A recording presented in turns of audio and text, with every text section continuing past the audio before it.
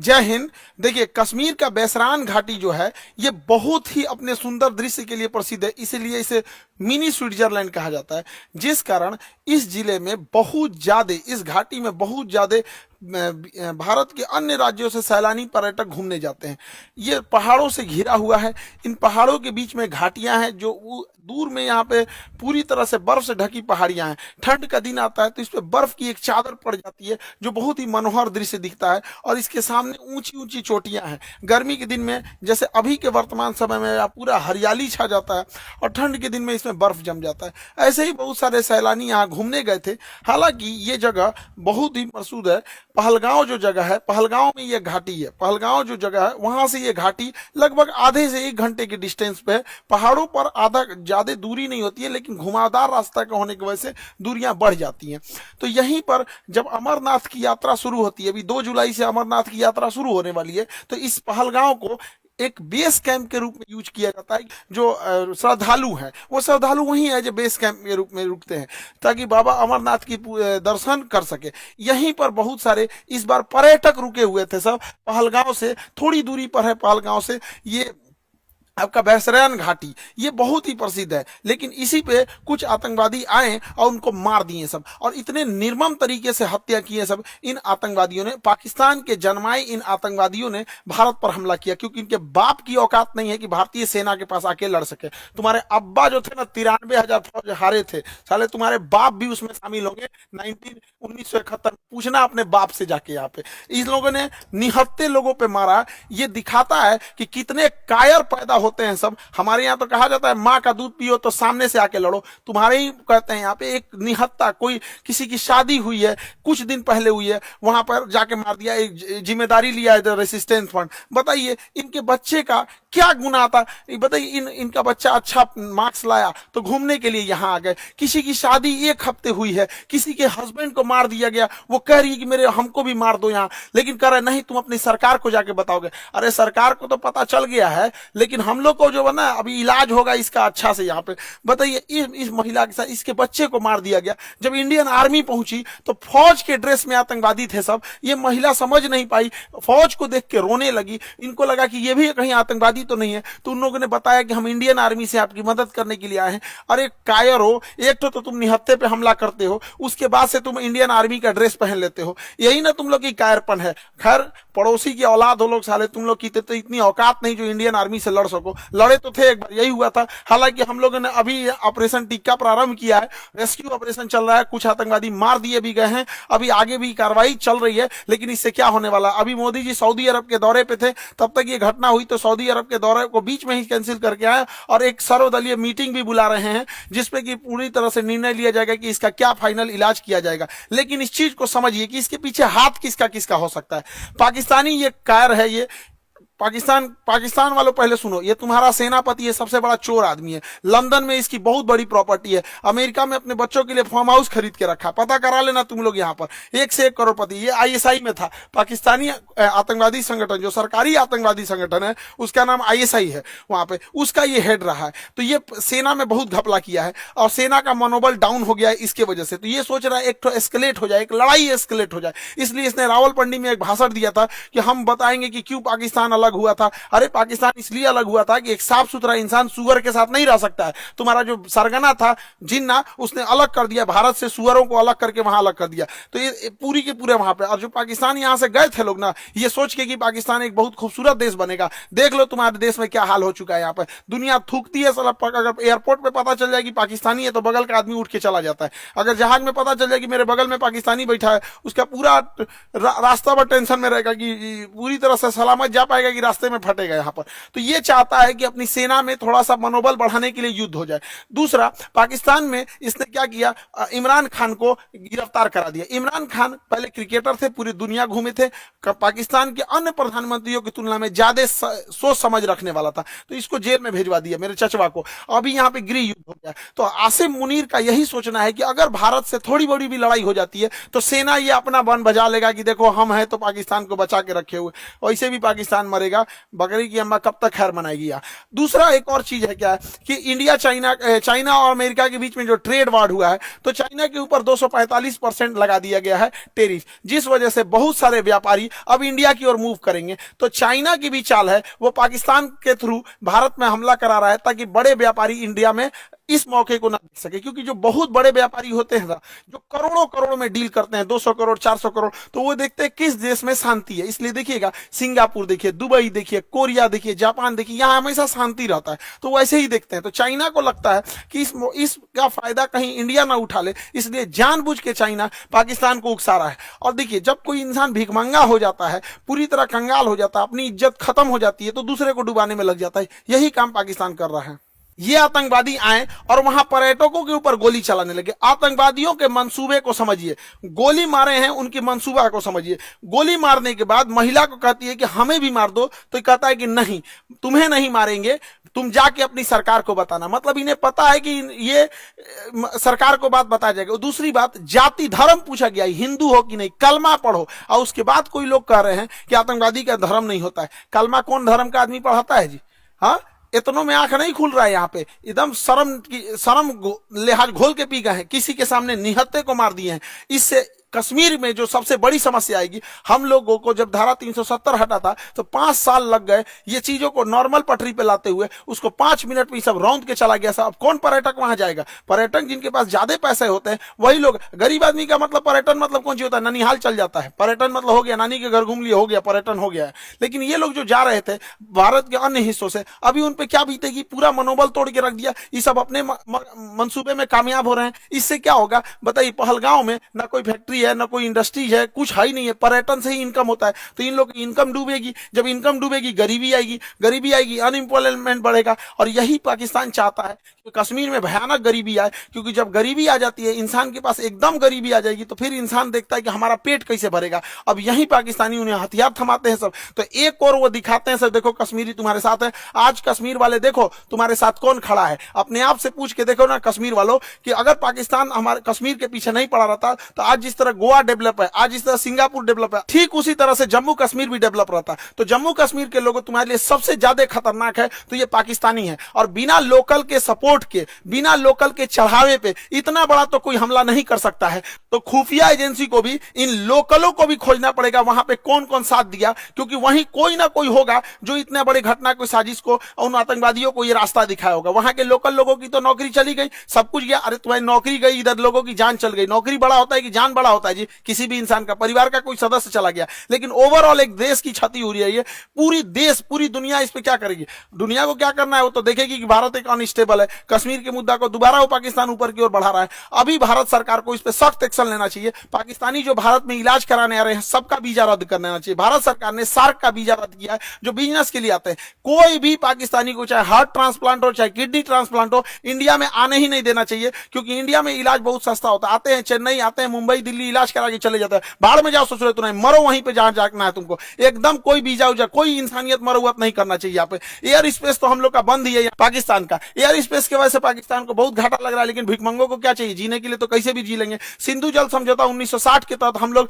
सिंधु नदी तंत्र के 80% जल छोड़ देते थे। भारत ने अभी समझौते को सस्पेंड किया है। सस्पेंड करने से फायदा यह है कि हम लोग कभी जब मन तब सस्पेंड कर देंगे, जब भी इस तरह की घटना होगी। लेकिन सिंधु जल समझौते को सस्पेंड कर देना कोई इलाज नहीं है, क्योंकि इसके पानी को हम डाइवर्ट करके लेके कहां जाएंगे? इसके लिए हमें नया बांध बनाने की जरूरत है। तो बहुत सारे बांध, जब तक ये समझौता सस्पेंड है, बांध बना देना चाहिए और पाकिस्तान के पूरे पानी को रोक लेना चाहिए। और गर्मी के दिन में पूरा पानी रोक ले, और जब बरसात का समय आएगा तो पाकिस्तान तब तक तो गर्मी में पूरा जल चुका रहेगा। बरसात के समय आएगा जब पूरा लबालब होगा, तो बांध खोल दे, एक सुखा के मारो, फिर दहवा के मार दो। यहाँ पे दोनों करना पड़ेगा। इंसानियत को लांग दिया है पाकिस्तान ने।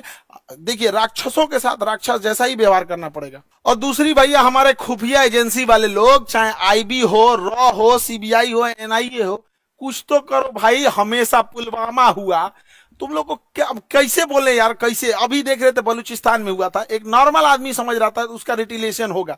ये क्या इंटेलिजेंस आता है हम लोग का? पुलवामा हो जाता है, संसद पर अटैक हो जाता है, ताज होटल पे हमला हो जाता है, अमृतसर पे हो जाता है, पठानकोट पे हो जाता है, क्या हो रहा है? उरी पे अटैक हो जाता है। अरे कभी तो पहले इंटेलिजेंस लाया जाए। हम मानते हैं कि इंटेलिजेंस बहुत लाते हैं आप लोग, लेकिन थोड़ा और एक्टिव होने की जरूरत है। मोसाद की तरह होना चाहिए, CIA की तरह होना चाहिए, चाइना की एजेंसी की तरह होना चाहिए। वहां और जरूरत है इस चीजों को। भारत सरकार को इस पे और संजीदगी से कदम उठाना चाहिए। और इस हमले के बाद केंद्र सरकार एक सर्जिकल स्ट्राइक करेगी। देखो, सर्जिकल स्ट्राइक जरूरी है, लेकिन सर्जिकल की स्ट्राइक कोई इलाज नहीं है। सर्जिकल स्ट्राइक हमेशा सेना करते रहती है। 50 गो आतंकवादी मार देंगे तो क्या वो भरपाई हो जाएगा? हमारे 28 मासूम लोग मारे गए, इसकी भरपाई 50 गो सैनिक। 50 गो मतलब क्या होता है? पाकिस्तानी एगो मिलकर 50 गो जन्म दे देगा। एगो पाकिस्तानी 4 गो बियाह करेगा, 1 2 3 4, 4 गो बियाह करेगा एगो पाकिस्तानी, एगो से 15 गो पैदा करेगा, 15 चौक को 60, एगो से मिलकर 60 गो जन्मा देगा।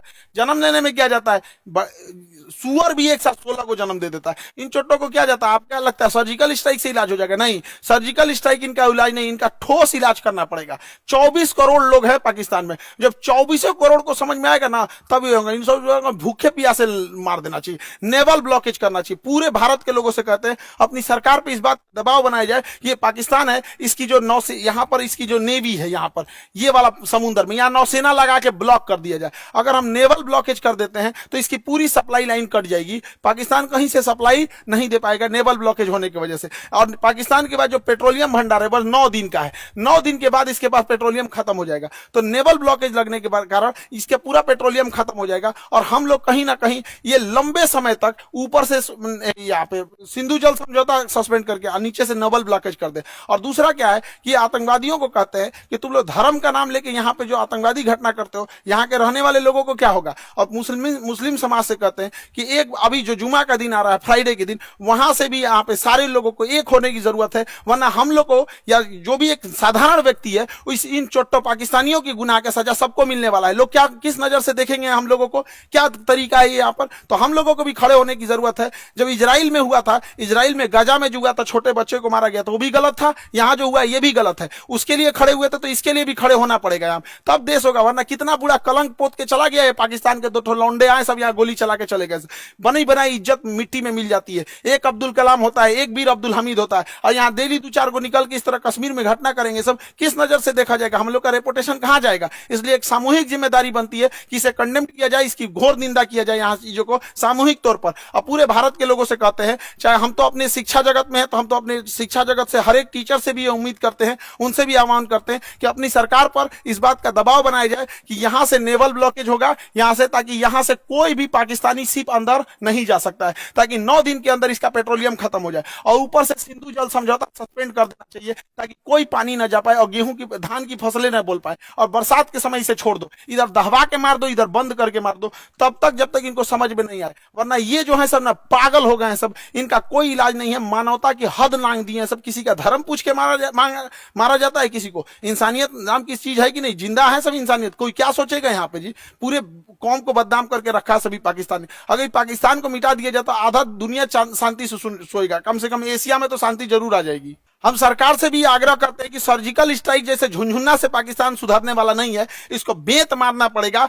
नेवल ब्लॉकेज कीजिए। याद करिए 1999 कारगिल के टाइम पे जब नौसेना ने ब्लॉक कर दिया था, तब पाकिस्तान पीछे हटा था, क्योंकि उसकी पूरी राशन सप्लाई और विदेशी व्यापार बंद हो गया था। अर्थव्यवस्था तोड़ना पड़ेगा पूरी तरह से पाकिस्तान का। हम सारे अपने शिक्षक समाज से भी कहते हैं और सारे विद्यार्थियों से भी कहते हैं और देश से भी लोगों से कहते हैं कि इस पे चाहे ट्विटर हो चाहे जैसे भी हो, हैशटैग हम लोग को ले आना पड़ेगा, hashtag naval blockage for Pakistan. ये कुछ ना कुछ करना पड़ेगा ताकि सरकार सर्जिकल स्ट्राइक से नहीं, क्योंकि सर्जिकल स्ट्राइक से सुनने वाला नहीं है। एक बढ़िया से लड़ाई चाहिए होता है, तब उसको अगर वो चाहिए तो उसको दे दिया जाएगा। इसमें हम लोग पीछे नहीं पड़ेंगे। हम तो कहते हैं पहले नेवल ब्लॉकेज करके 1 महीना छोड़ दो, जितना राशन पानी है सब खत्म हो जाए, 1 महीना में फ्यूल वगैरह सब खत्म हो जाए, तब उसके बाद अगला हमला करना चाहिए। इसके जितना बिजली घर है और पुल है रेलवे का तोड़ दो, उसके बाद आधा पंगु हो जाएगा पाकिस्तान यहाँ पे। तो ये छोटे मोटे लड़ाई से नहीं सुलझने वाला है। हम लोग को एक कड़ा एक्शन लेना पड़ेगा वरना आए दिन इस तरह की घटनाएं होती रहेंगी। कश्मीर को तबाह करके रख दिया। हमारा पूरा एक पर्यटन का व्यापार था। स्विट्जरलैंड कोई क्यों जाता जब कश्मीर इतना बेहतरीन था। स्वयं कश्मीर के लोग सोच के देखो, तुम्हारा सच्चा दुश्मन कौन है?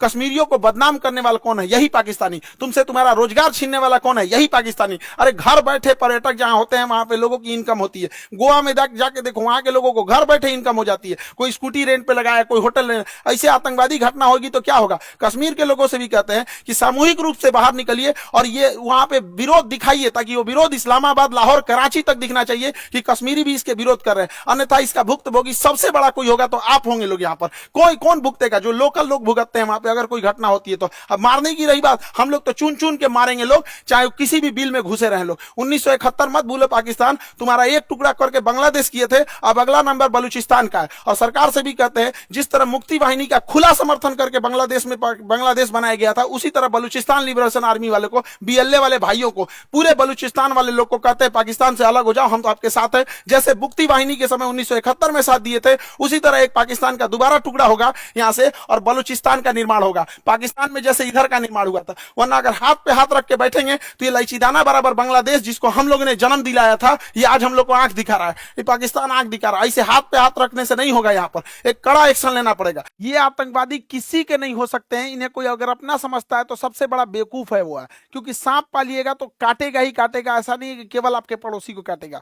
जब ये पहलगांव में ये घटना हो रही थी तो उस समय सैयद आबिद नाम का एक घोड़ा चलाने वाला व्यक्ति, कितना ही पैसा कमाता होगा, घोड़ा चलाने, इसकी बहन रोक रही थी कि आप मत जाओ, लेकिन ये बेचारा गया वहां पे। और जब आतंकवादियों ने लोगों पे गोलियां चलाने लगी, इतना बहादुर ये अपना घोड़ा छोड़कर आतंकवादियों से हथियार छीन लिया। कहा कि ये हमारे कश्मीर के मेहमान, इन पे गोली मत चलाओ। हथियार छीन लिया। एक सैनिक ना होने के बावजूद इसको इतना हिम्मत था, छीन लिया। लेकिन दूसरे आतंकवादी ने इसे भी गोली मार दिया। आज बेचारे का पूरा परिवार, इस बूढ़ी माँ, इस बूढ़े पिता से क्या पूछेगा? पिता से जब मीडिया ने पूछा आप क्या कहना चाहेंगे, तो कहते कि बेटा चला गया, क्या कहेंगे, बेगुनाह था, बेगुनाह मारा गया। यहाँ पे सरकार से भी कहते हैं कि जितने लोग की इसमें शहीद हुए हैं उन लोगों को भी आर्थिक मदद और कुछ ना कुछ इनके अस्थायी जीवन के लिए कुछ किया जाए, ताकि उन्हें एक श्रद्धांजलि दी जा सके। यहाँ पर मुसीबत की घड़ी में हम सब देशवासी एक दूसरे के साथ हैं। उम्मीद करते हैं हम सब एक साथ मिलकर अपनी सरकार का साथ देंगे। सारी राजनीति खत्म, यहाँ पे सब एक होने चाहिए और इसका मुंह तोड़ जवाब देना चाहिए। और हम किस मुंह से कहें, किस भाव से कहें,